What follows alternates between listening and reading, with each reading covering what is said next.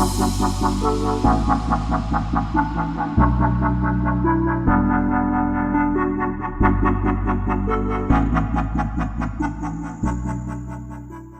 on, guys, JB Line back with another video, and today we are doing the unfortunate game review of England versus Argentina. And yes, like we always say before any video, if you like this video, hit the like button. If you're new around here, hit the sub button. If you want to know when I upload, please do hit the bell icon. And yeah, let's just get straight into this. So what is there to say?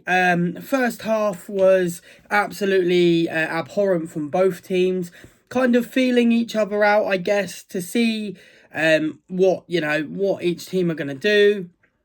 Mexico did certainly play extremely dirty. They gave away 27 fouls, I think it was, just in the first half, or yeah, some ridiculous stat like that. Enzo Fernandez should have probably been sent off 3 minutes in after clouting Anderson across the back of the head. And it was just not a very, very pretty half from either teams.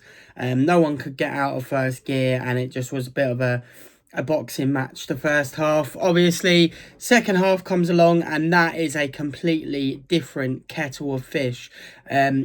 Argentina came out and looked like a completely different side than they did in the first half, pressing early on. But we did what we've done basically the whole tournament, and that is play counter-attacking football, and is what we did. A great crossing, and Gordon at the back post to score. I think it was within the 65th minute, something like that. Great finish, made it 1-0 to ourselves. All eyes were good. Everyone was hoping that maybe we could get into a World Cup final. But oh no, big old TT, Thomas Tuchel, had a different idea. We went 1-0 up. And for some unknown reason, he decided to lock down. That was it. And we just didn't stand a chance. He brought on more defenders. And basically, like I said, went on the lockdown. And yeah, it absolutely screwed us in the long run, really. Because Argentina did what they always done this tournament, which is come back and fight for every single goal and point they've done the whole World Cup, and just what they've been doing more and more as of recently. And yeah, fair play to them. They did obviously deserve the goal. They did get a beautiful strike from Enzo Fernandez. Saw it coming from a mile away. And then obviously later on, 2 minutes later, they did score a header with Lautaro Martinez, which I cannot get my head around how one of the smallest players on the pitch can score a header, especially when we've got 6 or 7 defenders on. It is absolutely ludicrous to me. A very, very poor tactical decision from Thomas Tuchel. I think he knows that. He's come out and said he wouldn't change anything, but I think that's an absolute load of old malarkey. I think he knows deep down that that was not a good tactical decision. We should have continued doing what we were doing prior. We had Argentina on skates, absolutely terrified with the pace of our wingers, and we just decided to lock down. And that's basically where it all fell apart, really, because we didn't stand the chance after that. Because we then tried to attack with Ezri Konsa as our right winger, who can't seem to cross a ball and save his life. And then in the 96th minute of added time of the 9, he brings on Tony and Rashford, and by that point it's just far, far, far too late. Obviously, it's a game filled with lots of regret, lots of shoulda, woulda, coulda, but yeah, sometimes in life it's just the way the cookie crumbles. Argentina ultimately did deserve the victory in the end. It is kind of one of those, and yeah, it's just a horrible way to go out of the tournament. But then in the same breath, I know people say, oh well, at least you'd be in a final. I'm happy we went out there, then go into the final and losing to Spain. I feel like that would have been more heartbreaking than us going through there. Ideally, I didn't want to lose either, so it's one of those. Bit of this, bit of that. Shoulda, woulda, coulda. England could have done better. Tuchel shouldn't have made those tactical decisions, and it was just a bit of a mess, really. We do have our third place game against France on the weekend. I'm going to watch it, going to do a game review as I always do, because that's what my channel is about. I think it's just going to be one of those games Like I say, the third place review is going to be one of those games that, you know, it's going to be an interesting watch for everyone, but I'll do a separate video on that. But let's talk on a more positive note about the game last night. A player that I think shone brighter than anyone was Jed Spence. He's grabbed a lot of stick this tournament, saying, you know, he's not quite up to it and this and that. But last night he was our key player. Very positive in the plays he did. Very strong defensively as well.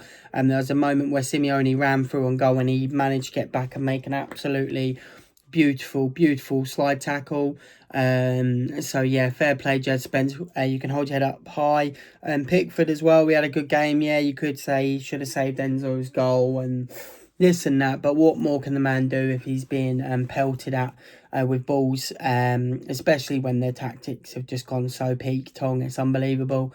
It is a sad moment for England, you know, and it's also sad to think that potentially Harry Kane might be retiring from international football after that. He's talking about potentially hanging up the international boots, you know, and maybe not even making it to the next Euros purely because, you know, he feels like that was it. That was his chance of maybe becoming England's captain or England's World Cup winning captain. And it's a shame. If he does decide to hang up the boots after that, it is a massive shame. I think he should at least have a think about it and, you know, maybe in 2 years' time when we get to Euros, maybe he can win something with England there in the Euros. But yeah, it's just one of those that has affected everyone. You know, really, you know, affected the country as a whole. But yeah, it's what it is. That is football. That is life. The one thing I am going to miss about the World Cup, and I will say this on camera, is the togetherness. I love it when the World Cup or any football tournament comes around, the country as a whole comes together. It seems a lot more pleasant, a lot more people are nice to each other. You have common ground with football, like you don't have to know, you don't have to enjoy football, but when England play, it seems like everyone gets up for it. And it just makes the England a much nicer place. So it'd be good if we could be like this all the time.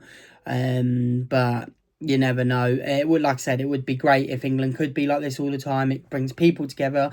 Everyone's happy, you know, and exciting. Obviously, when the tournament ends, it's like everyone goes back to being segregated and, you know, being a bit disconnected. So it'd be lovely if England could be like England is when there's a football tournament on together, all together as one.